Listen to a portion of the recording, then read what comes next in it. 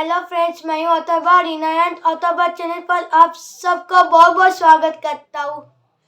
अगर वीडियो अच्छा लगे तो लाइक शेयर सब्सक्राइब जरूर करना और कमेंट करके जरूर बताना। पेरेंट्स, आज मैं एक बहुत ही इम्पोर्टेंट वीडियो बनाने जा रही हूँ, आउटडोर बिहेवियर। तो वीडियो शुरू से लास्ट तक देखना। मैंने अथर्वा के साथ कैसे हैंडल किया घर के बाहर जाके, जो अथर्वा बिहेवियर की प्रॉब्लम करता था। घर के अंदर तो करता ही है बच्चा और घर के बाहर भी करता है।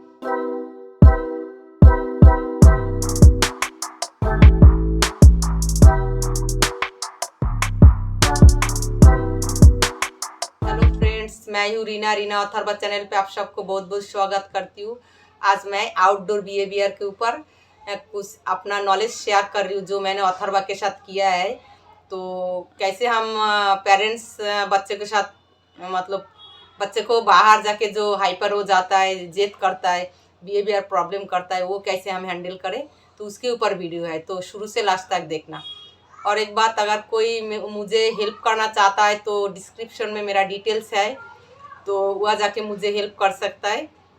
तो पेरेंट्स, वीडियो शुरू से लास्ट तक देखना, कैसे बाहर जाके बच्चे को हाइपर काम डाउन करना है और बिहेवियर की प्रॉब्लम ख़त्म करना है। एक दिन में नहीं होता है, काफ़ी साल करने के बाद फिर धीरे धीरे इम्प्रूवमेंट आता है बच्चों में। तो इसके लिए फास्ट जो मैं बोलती हूँ वो हर एक वीडियो में ही है। अगर बच्चे का बिहेवियर प्रॉब्लम ख़त्म करना है या कम करना है तो हमें घर पे हाइपर एक्टिविटी ज़रूर कराना है। जो बच्चा बड़ा है उसके लिए 3 घंटा मिनिमम रोज़ होना चाहिए हाइपर एक्टिविटी, और जो बच्चा छोटा है उनके लिए 2 घंटा होना चाहिए। अगर बच्चा हाइपर एक्टिविटी कम हो जाए, बच्चा काम डाउन हो जाए, तो वो बच्चे को समझदारी भी आ जाता है, बात भी बोलने लगता है, और फिर आप कुछ समझाओगे तो समझ जाएगा और उसके अंदर की गुस्सा कम होता है।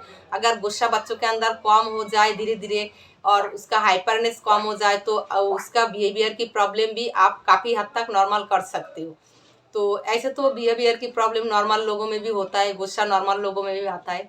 तो जो हमारी बच्चा होता है उनका एक पैटर्न रहता है, हर मतलब बिहेवियर एक ही चीज़ों के ऊपर होता है, जो करना है बस वही करना है।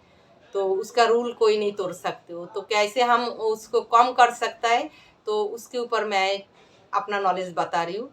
तो जो बच्चा घर में बिल्कुल सीटिंग में कोई प्रॉब्लम नहीं होता है, बिल्कुल बैठे रहता है, लेकिन बाहर जाते ही एकदम से पेरेंट्स का हाथ छोड़ के भाग के कोई दुकान में चला गया, या मना करने के बावजूद वो कोई चीज़ें उठा लिया, अगर चीज़ें ना दो तो अपना मनपसंद चीज़ें जो मांगता है ना दिया तो ज़मीन पे पटक पटक कर रोएगा। तो इसके लिए हमें क्या करना है, पहले तो हमें फॉलो करना है जो बच्चे कौन सा चीज़ें उठाता है मार्केट जाके। तो अगर मार्केट जाके बच्चा हर रोज़ चिप्स उठाए या हर रोज़ चॉकलेट उठाए, तो हम क्या करेंगे, बाहर जाने से पहले हम घर से वो चीज़ अपना साथ में लेके जाएंगे। और साथ में लेके जाके जब भी बच्चा दुकान जाके भाग के चॉकलेट उठाए, तो आपको अगर पता हो जो रोज़ चॉकलेट ही उठाता है, रोज़ चिप्स उठाता है, तो उसके लिए ये एक्टिविटी करना ज़रूरी होता है। तो तब जाके तुरंत उसको चॉकलेट आप बैग से निकाल के बोलेंगे, बेटा ये है चॉकलेट, तो तुम हम पहले ही ले लिया तो हम अभी दुकान से नहीं ले पाएंगे। तो ऐसे करना है। और जब देखेंगे जो नहीं दुकान से लेना ही है, तो ज़्यादा जिद कर रहा है, तो आप कोशिश करेंगे उसका जिद ना मानने की, आप कोशिश करेंगे वहाँ से उसको ले जाए। छोटा बच्चा हो तो गोदी में उठा के ले जाओ। अगर आपको मारे भी तो पूरा मतलब कोशिश रखना है जो दुकान से बाहर ले जाओ, उसका जिद पूरा ना करो। अगर जब देखेंगे बच्चा हाथ से ज़्यादा बाहर आ जाए और आपका कोशिश के बावजूद बच्चे मतलब रोने लग रहा है, और मतलब इतना रो रहा है जो हद से ज़्यादा हो रहा है, या खुद को पटक रहा है या खुद को चोट दे रहा है, तो ऐसे सिचुएशन आ जाए तो उस टाइम आपको क्या करना है, फटक से अगर चीज़ें ना देना हो तो कम से कम वेट करना सिखाइए। बच्चों के अंदर वेट आना चाहिए जे तब बच्चे को गोदी में उठाओ, ज़बरदस्ती उसको दबा के कस के पकड़ के रखो तो उसको गुस्सा थोड़ा ठंडा हो जाएगा। आप अपना गोदी में लेके या आप उसको पीछे खड़ा होकर उसको ऐसे डीप प्रेशर से ऐसे हाथ करके पकड़ के रखो और डीप प्रेशर दो, और आप उसको ये समझाने की कोशिश करो आप 20 तक काउंटिंग करेगा मामा, उसके बाद ही आपको चॉकलेट मिलेगा। तो फर्स्ट दिन आपके लिए मुश्किल होगा, तो आप काउंटिंग करेंगे, तो तब तक आप दबा के उसको पकड़ के रखेंगे, और उसके बाद फिर 20 काउंटिंग तक करके उसके बाद उसको जो चीज़ चाहिए वो देंगे। तो धीरे धीरे ऐसे करने से क्या आदत होगा, बच्चे का अंदर ये चीज़ समझ आ जाएगा, मांगने के साथ साथ चीज़ें नहीं मिलता है। तो वेट करने की कॉन्सेप्ट अगर बच्चों के अंदर आ जाए, ऐसे ज़बरदस्ती आप पकड़ के कस के रख के और काउंटिंग करके फिर धीरे धीरे काउंटिंग का टाइम बढ़ाना है। तो ऐसे करके फिर एक टाइम के बाद जब बच्चे को समझदारी आ जाता है, आप घर पे अगर हाइपर एक्टिविटी करोगे, बहुत सारे एक्टिविटी है मेरे चैनल पे, वो फॉलो करोगे, वो काम कराओगे, तो धीरे धीरे बच्चे के अंदर समझदारी आ जाता है। और ये जो बिहेवियर का प्रॉब्लम होता है, कोई दुकान पे जाके चीज़ उठा लेना, तो वो धीरे धीरे कम हो जाता है समझाने के बाद। जब समझदारी आ जाता है तो अगर आप समझाओगे तो 3-4 साल तक मतलब कोई भी बिहेवियर की प्रॉब्लम अगर आप शुरू से लेके जब आप एक्टिविटी शुरू करोगे, जब थेरेपी शुरू करोगे, स्टार्ट करोगे, तब से अगर वो बिहेवियर में आप फॉलो करोगे और उसके ऊपर काम करोगे तो 7-8 साल तक बच्चों के अंदर इम्प्रूवमेंट आ जाता है। एक दिन में नहीं आता है, 1 साल में नहीं आता है, 4-5 साल लग जाता है ये सारे कंट्रोल होने में। और बच्चा धीरे धीरे समझदार हो जाता है एक्टिविटी करते करते, और ये सारे प्रॉब्लम हट जाता है। अथर्वा के अंदर ये सारे प्रॉब्लम बहुत था। तो अथर्वा जैसे घर से बाहर निकला और घर के अंदर जाना नहीं, तो ऐसे था उसके अंदर। और हाथ छोड़ के भागना है और जहाँ बोलेंगे वहीं जाना है, मतलब अजीब बिहेवियर था। पार्क में गया तो पार्क से घर नहीं आना, कोई चीज़ पकड़ लिए तो उसको छोड़ना नहीं है, वही पकड़ के रखना है। तो ऐसे करके फिर जैसे हम कोई चीज़ों के लिए वेट कर रहा है, जैसे ट्रेन के लिए वेट कर रहा है या बस के लिए वेट कर रहा है, मेट्रो के लिए वेट कर रहा है, तो वेट करना नहीं आता है। ऐसे भी काफ़ी बच्चा होता है, कोई दुकान पे जाके कोई पर वेट नहीं करना, वहाँ से भागना है या अजीब बिहेवियर करता है। ट्रेन के लिए जब वेट करता है तो जो ट्रेन में हमें नहीं जाना, बच्चा तुरंत उसमें ही जाने की कोशिश करता है, आपको हाथ पकड़ के खींच के ले जाने की, रोने की। तो उस टाइम आपको क्या करना है, आपको उस टाइम उसको ज़बरदस्ती ऐसे ही पकड़ के दबा के रखना है और उसको समझाना है हम इस ट्रेन पे नहीं जाएंगे, नेक्स्ट ट्रेन पे जाएंगे। तब तक हम काउंटिंग करते रहेंगे जब तक ट्रेन नहीं आ रहा है। लोग देखेगा, लोग देखने से कुछ नहीं होता है। लोग सोचेगा शायद हमारे अंदर कोई प्रॉब्लम है, लेकिन वो सोचे कोई बात नहीं। बच्चे को वेट करना सिखाना है और दूसरे लोगों को दिखाना है, देखो दूसरे लोग भी वेट कर रहे हैं, हमें भी उनके साथ वेट करना है, हमारा ट्रेन इसके बाद आएगा, ये जाने के बाद। फिर ऐसे करना है ऊपर। और जैसे ट्रेन के अंदर, बस के अंदर कोई बच्चा एक जगह पे 1-2 घंटा अगर पूरा ट्रेन पे बैठना हो तो कोई बच्चा बैठ नहीं सकता है, तो बहुत रोता है। उसके लिए क्या करना है पेरेंट्स, उसके लिए करना है उसका कोई मनपसंद टॉयज़ लेना है बैग में। तो अथर्वा में जब ऐसे प्रॉब्लम था, 1 सेकंड बैठना नहीं होता था, चिल्लाना होता था ट्रेन के अंदर उठ के, तब मैंने उसका एक फेवरेट टॉयज़ था, लैपटॉप था, वो टॉय वाला लैपटॉप। उसमें alphabet, fruit name, animal, sound, फिर नंबर, काफ़ी कुछ आता था और कुछ गेम भी आता था। तो छोटा सा, इतना छोटा सा एक स्क्रीन होता है और उसमें अल्फ़ाबेट आता है। तो जर्नी के लिए मैंने उसके साथ ये वाला मतलब टॉयज़, लैपटॉप वाला टॉयज़ प्लास्टिक का, वो मैं यूज़ करती थी। और काफ़ी लोग डिस्टर्ब होता था, काफ़ी लोग मुझे बोलता था आपको समझ नहीं आ रहा है, आप ये वाला टॉयज़ दे दिया, काफ़ी लोग डिस्टर्ब हो रहा है, आप ऐसे म्यूज़िक वाला जिसमें गाना आता है या कुछ आता है ऐसे आप दे देते हो। तो हम तब उसको नहीं मतलब समझा पाती थी। मैं सिर्फ बोलती थी मेरे बच्चों में थोड़ा सा प्रॉब्लम है, अगर मैं ये नहीं दूंगी तो रोने लग जाएगा, तो अभी मुझे देना ही है, आप लोग प्लीज़ थोड़ा सा बर्दाश्त कर लीजिए। तो उन लोग बोलता था आपको बच्चा हैंडल करना नहीं आता है। तो ऐसे अथर्वा के साथ काफ़ी प्रॉब्लम मैंने फेस किया। फिर धीरे धीरे मैंने आदत बनाया पिक्चर बुक देखने की। तो काफ़ी टॉयज़ उसको लेके कोई पर जाना हो तो अलग से एक बैग होता था टॉयज़ की। फिर पिक्चर बुक देखने की जब आदत बनाया, कम से कम 10 पिक्चर बुक ले लेती थी, एक के बाद एक थोड़ी देर बाद, एक के बाद एक थोड़ी देर बाद, ऐसे पिक्चर बुक देखता था। तो देखते देखते टाइम निकल जाते थे। तो उसके बाद मैंने म्यूजिक वाला टॉयज़ और लैपटॉप हटा दिया जब पिक्चर बुक में आदत डाला। तो ऐसे करके डालना है। फिर उसका जो फेवरेट खाना है, ट्रेन में या बस में आपको जाना है, 2 घंटा की रास्ता है, तो वो ले लो। और कुछ उसके साथ मतलब गुस्सा नहीं करना। आप गुस्सा करोगे या डांट दोगे और ज़्यादा हाइपर होके ज़्यादा चिल्लाएगा, ज़्यादा भागेगा, तो आप उसका मनपसंद टॉयज़ दोगे, या तो बुक की आदत डालोगे पिक्चर बुक की, या तो अपना मनपसंद कोई खाना दे दो। तो थोड़ा थोड़ा करके देते रहो और कुछ कुछ बातें करते रहो, कुछ कुछ चीज़ें दिखाते रहो, फिर उसको प्यार करो। ऐसे करके फिर 2 घंटा निकल जाता है। तो ऐसे करके आउटडोर जो बिहेवियर प्रॉब्लम होता है ऐसे सॉल्व करना होता है। और करते करते कभी ये नहीं सोचना कि हमारा बच्चा नहीं कंट्रोल कर पाएगा, हमारा बच्चा भी कर पाता है, लेकिन उसके लिए घर पे भी आपको एक्टिविटी की ज़रूरत है। उसको काफ़ी साइड के एक्टिविटी करना होता है, हर एक एक्टिविटी की ज़रूरत पड़ता है, तब जाके बच्चे को समझदारी आता है। एक साइड की एक्टिविटी जैसे आप स्पीच पे काम करेंगे तो आप सोचेंगे आपका बच्चों में स्पीच आ जाएगा, नहीं आता है। आप एडुकेशन पे सिर्फ फोकस करेंगे और सोचेंगे पढ़ लिख के आगे बढ़ जाएगा, नहीं होगा, तो समझदारी नहीं बढ़ेगा। पढ़ाई अगर कुछ सीख भी जाए तो इसलिए ऑक्यूपेशन थेरेपी का हर एक एक्टिविटी फॉलो करना, स्पेशल एजुकेशन की हर एक एक्टिविटी फॉलो करना, स्पीच की हर एक एक्टिविटी फॉलो करना होता है। चारों तरफ की अगर आप फॉलो करेंगे, तीनों थेरेपिस्ट का एक्टिविटी आप फॉलो करेंगे, एक दिन में अगर आप 50 एक्टिविटी करेंगे पूरा दिन में, तो आपका बच्चा धीरे धीरे इतना अच्छा इम्प्रूवमेंट करेगा जो आप सोच नहीं पाओगे। जो एक सीवियर बच्चा भी नॉर्मल लाइफ में कुछ हद तक आ ही जाता है, जैसे अथर्वा काफ़ी हद तक अभी नॉर्मल है, अभी थोड़ा बहुत प्रॉब्लम है लेकिन वो पता नहीं लगता है दूसरे लोगों को, तो इस लेवल पे आ सकता है अगर हम चारों तरफ की तीनों एक्टिविटी, तीनों थेरेपी का एक्टिविटी कराएं। और बिहेवियर का प्रॉब्लम और अथर्वा की सारे मैंने ऐसे ख़त्म किया हाइपर एक्टिविटी करके, जितना मेरा नॉलेज है, मुझे जितना लगता है, क्योंकि उसके अंदर इतना दिक्कत था, मतलब घर से बाहर निकला तो अंदर नहीं आना।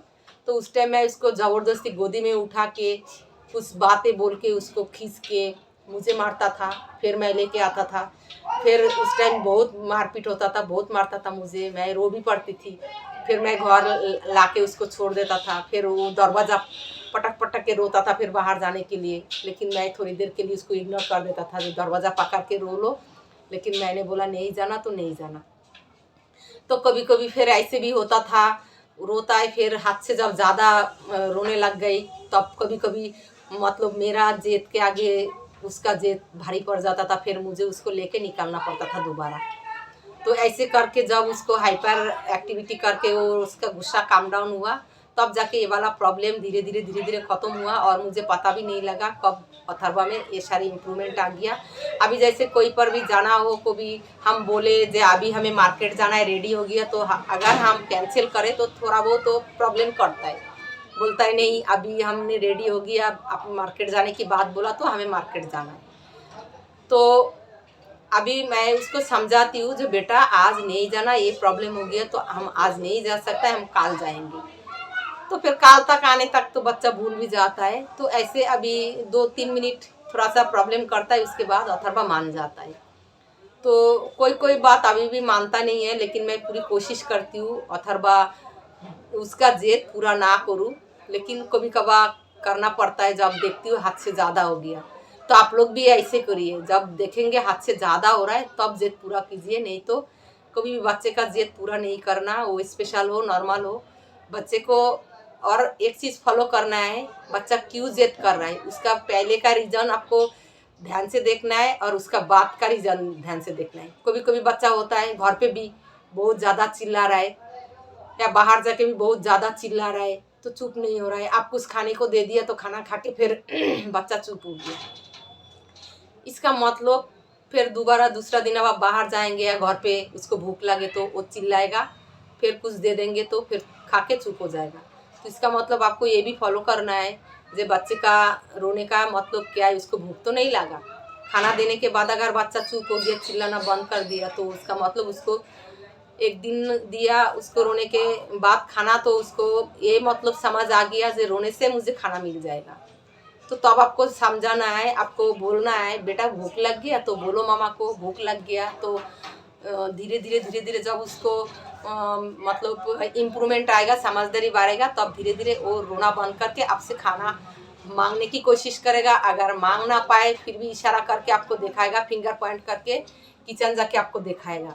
तो ऐसे अथर्वा था, अजीब सा चिल्लाता था, रोने लगता था, फिर मुझे समझ नहीं आता था, फिर मैं अगर कुछ ज़बरदस्ती उसको खाना वाना कुछ खिला देती थी तो फिर चुप हो जाता था। तो ऐसे मैं फिर उसको उठा के, जब भी ऐसे रोता था बेमतलब की, फिर मैं उसको उठा के किचन में लेके जाके पॉइंट कराती थी, खाना उठा के सारे ढक्कन उठा के मैं दिखाती थी, ये खाना है, ये खाना है, ये खाना है। तो ऐसे कर करके धीरे धीरे अथर्वा पॉइंट करने लगा, फिर धीरे धीरे बोलने लगा।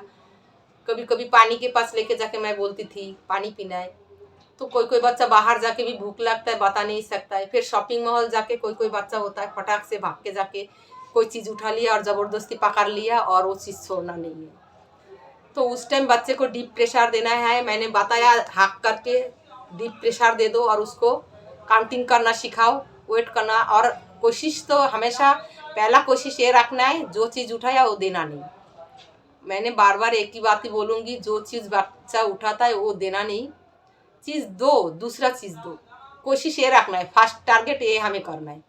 अगर जब देखेंगे हाथ से ज़्यादा परेशानी बढ़ रहा है तब आप उसको पहले जैसे काउंटिंग करके, मतलब शॉपिंग मॉल जाके भी आपको उसको साथ ज़बरदस्ती पकड़ के डीप प्रेशर देके उसको काउंटिंग करेंगे और बोलेंगे 50 तक मामा काउंटिंग करेगा, तो आप जल्दी जल्दी काउंटिंग करेंगे, तो तब जाके तुम्हें मिलेगा। तब तक तुम्हें वेट करना पड़ेगा।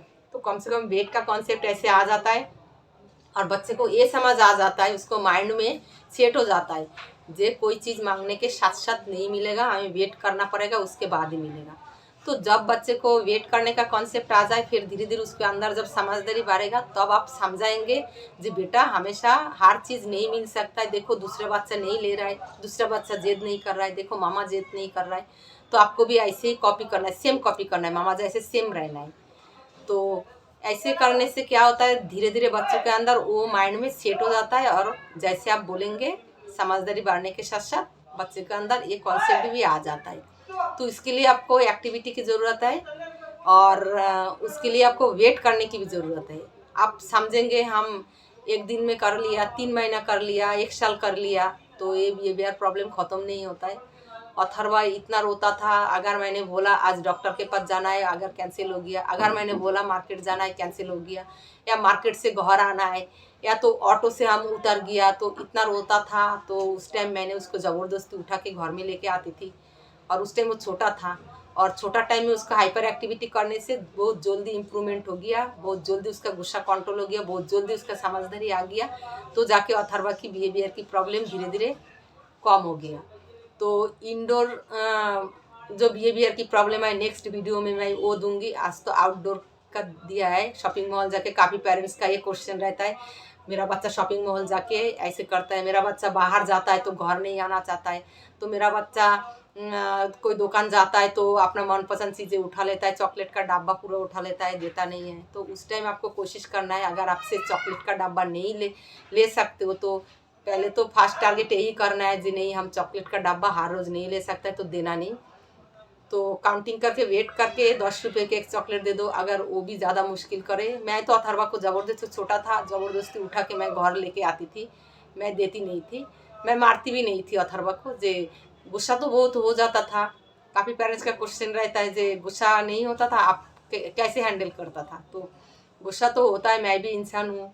तो मैं फिर क्या करती थी, ज़बरदस्ती उठा के उसको घर ला के मैं ज़मीन पे लेटा देती थी, वो ज़मीन पे लेट के रोता था। तो काफ़ी टाइम मैं उससे मतलब थोड़ा सा पीछा खड़ा होकर देखता था, ऐसे नहीं है मैं दूर दूसरा रूम में चला गया, तो मैं थोड़ा दूर खड़ा होकर देखता था। तो वो क्या करता था, मैं पीछे मुड़ मुड़ के देखता था, वो मुझे फॉलो करके रोता था और सोचता था मामा आएगा मुझे उठाएगा।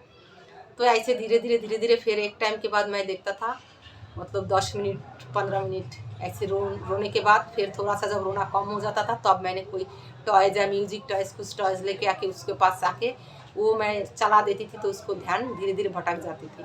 तो ऐसे करके मैंने उसको कंट्रोल किया। तो आप लोग भी कोशिश करके देख सकते हो, शायद आपका बच्चा भी कंट्रोल हो जाए बिहेवियर की, बाहर जाके जो बिहेवियर की प्रॉब्लम है वो भी आपका बच्चा हैंडल हो जाए। तो उसके लिए पेरेंट्स, एक बात मैं बार बार बोल रही हूँ, घर पे एक्टिविटी की ज़रूरत है, हाइपर एक्टिविटी ज़रूर करना है, बाकी तीनों थेरेपिस्ट का एक्टिविटी ज़रूर कराना है, तब जाके बच्चों में इम्प्रूवमेंट आता है। और जब बच्चे का समझदारी बढ़ता है, 7-8 साल तक बच्चों का ये जितना प्रॉब्लम होता है घर ना आने की, चिल्लाने की, चीज़ें उठाने की, ये धीरे धीरे कम हो जाता है। और साथ के साथ बच्चे को समझाना है, हमें चुप नहीं रहना, बच्चा समझे ना समझे हमें समझाना है। अभी घर जाने का टाइम है, सारे लोग घर जा रहा है, ऐसे बोलते रहना है, ज़बरदस्ती गोदी में उठा के लेके जाना है। जो बड़ो बच्चा है उसके लिए मुश्किल है ज़बरदस्ती उठा के लाना। इसलिए अगर आप हाइपर एक्टिविटी रोज़ कराएंगे तो आपका बच्चा धीरे धीरे काम डाउन होगा, टाइम लगेगा, 4-5 साल भी लग सकता है, लेकिन आपको हिम्मत नहीं छोड़ना। जैसे मैंने की, आप लोग भी ज़रूर ऐसे ही करते रहिए, आपका बच्चों में भी इम्प्रूवमेंट आएगा। आज जैसे अथर्वा को पार्क लेके गया था, तो उसको टारगेट था जैस वो लेके जाएगा, क्रिकेट लेके जाएगा। तो मैं आज क्रिकेट लेके नहीं जा पाया।